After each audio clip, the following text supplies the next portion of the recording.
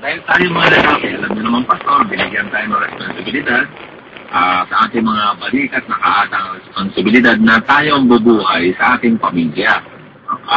Yan, ano? So, with that in mind, ano, isa ba sa posibleng dahilan kaya sabihin na natin wala pa kayong napipili o kaya medyo iwas tayo ng konti doon sa isyong yun, ay dahil kayo ay pastor at yung financial aspect nito ay nakaka-affect pa sa inyo. Pwede naman pong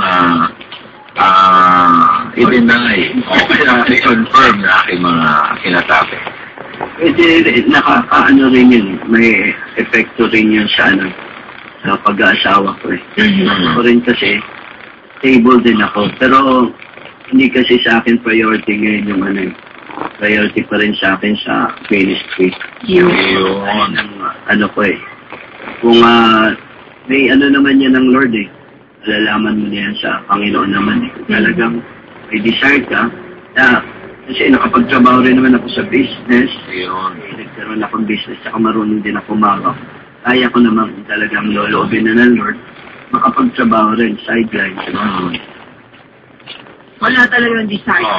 Yun na nga Kaya at least, ako natutuwa kasi talagang napakalinaw na sinasabi ng Pastor Tony na maliwanag na sinasabi sa inyo ng Diyos na kayo muna, no? At 100% yung inyong commitment sa Panginoon sa kanyang gawain bilang pastor. Pastor, kayo ba'y payag na magkaroon ng World Pastors Day? Dahil isang pastor din ang parang nag-organize nito, isang African pastor. Oo naman, maganda kasi yun. Yung World Pastors Day, maganda yun. Para malaman naman ng mga tao. Talagang meron marami ang lingkod ng Diyos na gumagawa sa basa ng Panginoon. Saka recognition na rin yun sa mga pastors. Amen. Kung bibigyan kayo ng choice, paano nyo, ano yung preferred nyo na pamamaraan na pag-celebrate ng Pastors Day? Yung whole day affair, kung pwede. Together with the loved ones, sa mga kapatiran. Saya, relax, enjoy, mag-contest, games. Yung baga para makarelax lang gusto naman ng pastors. Ayun, natatandaan ng mga miyembro. Yes. Gusto mag-relax. Yes. Pastor Tony kasi siya isang araw nakaupo at tumisigil-sigil sa mga contest. Enjoy.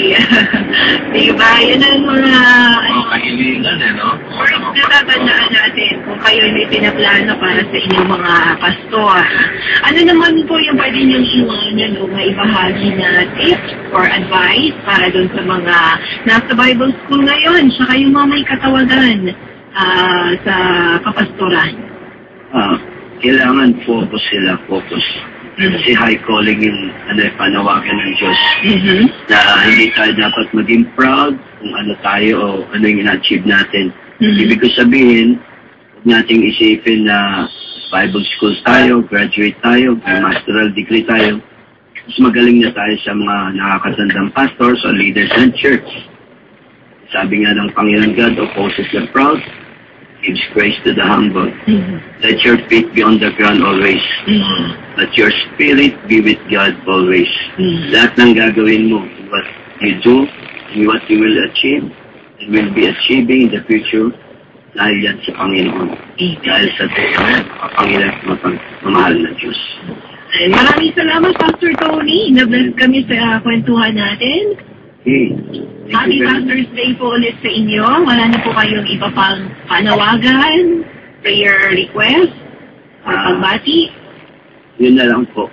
Nagpapasalamat ako at binigyan ang pagkakataon ng GCAS na makabahagi ng aking mga experiences with God at buhay ko bilang isang pastor. Isa po kayong pagpapala, Pastor Tony Soledad. Salamat po sa inyong panahon.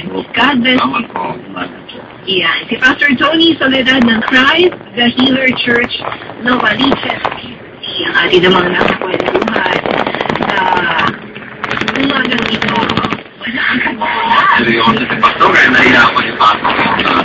info dito na isa. Meron kasi nila ito. Teacher, baka school at church lang sila. Full-time servant, isang gawain. Kaya hindi ko na binaka kay Pastor. Kasi serious na si Pastor. Na-confirm ko na ang kanyang 100% devotion sa kanyang pagiging pastor. Oh, wala. Kaya ngayon, hindi mo na siya mag-asawa. Makasa mo talagang wala. Oo. Siyempre, ayoko namang gambalain nyo. Kaya hindi ko na binasa ito. Kasi baka baka ma-offend pa siya dahil inuulit-ulit na nga niya na talagang tingin niya, no? Although, sinabi naman niya reality, may skills naman siya to earn income, or money. Pero hindi na kasi yun ang priority. Mahalaga sa kanya ngayon ay ang kanyang attention. Ayoko na natin gambalain. Maliwanag na maliwanag yan Pero papain natin yung mga nagre-reta dyan. Hindi natin masabi yan ay paraan din, Lord. Nagbigay ba ng pangalan? Hindi nga pero alam ng tao na yan. Yes. Pero alam mo, tuloy mo lang yan, kapatid. Kasi yung desires natin kung galing din naman sa Lord. Kaya na. Totoo yan. Kasi magpo-fulfill niyan. At saka kasi, halimbawa, may nagre-reso ngayon na parang wala pang attention si Pastor para dyan. Ibig sabihin na isang dahilan dyan ay hindi pa oras. O kaya naman talaga hindi. Hindi pa yung tao. Yes. Sa ibang pastor ang ibibigay. Pwede. At ako ay wala. Ako na may ever since walang desire na makapag-asawa ng pastor. Para dun sa isang nag-text. Alam mo kasi may mga bagay na kung minsan yung ayaw yun ang binibigay natin.